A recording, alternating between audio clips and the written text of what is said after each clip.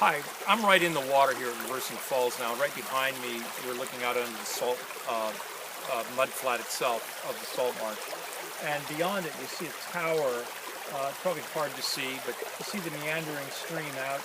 And then right in the center there, you see a pole, and on top of it, it looks like a block of wood or something, but it's actually fibers. That's an osprey nest. And osprey are birds of prey. They're fish-eating birds of prey. That's pretty much what they eat, is the fish, and they live in these kinds of environments. That's a man-made stand for them to help them recover from the DDT when they were much more endangered than they are today. It was a way to sort of give them a lifting hand to help them get their populations up again. This is a really rich area, as we've pointed out. In my hand, I have a periwinkle. Periwinkles are little gastropods. It's a type of invertebrate. You can see the soft foot, the kind of whitish foot, and you can also see his tentacles coming out. These are brackish water animals, and they follow the tide a little bit. Even if I were to take this guy into Kansas and put him in a bucket, he would go up during high tide, and he would go down during low tide. It's a kind of a cool behavioral thing. There's a plant here. This is an algae. This algae is called rackweed, and it has big bubbles of air that grow right onto the plant. So when the tide does come in, it floats those strands up vertically so that it gets as much distribution in the current as possible. And then when the tide goes out, it lays down.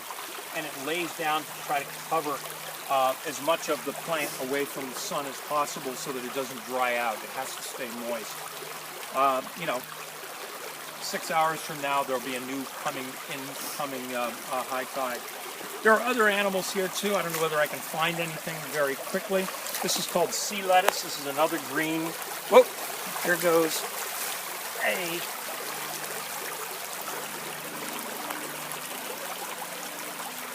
a blue claw crab, actually.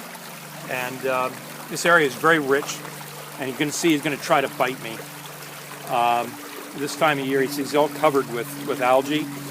He hasn't molted recently, and he looks pretty healthy, actually. He's small. Looks like he's lost one leg, but nevertheless, there he is, and he's kind of mad. Up here is his tentacles, and then his eyeballs are right behind. He's looking right at us right now. I'm going to put him in the water so he doesn't get hurt.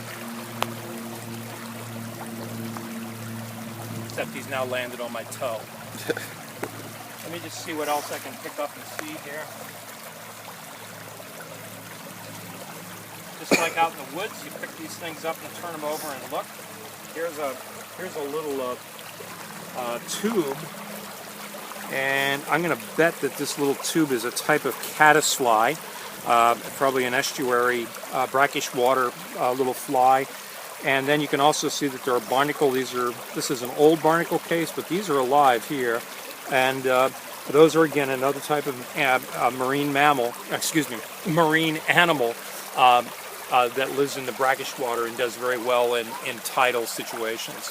There's a lot to see here. And there are mussels.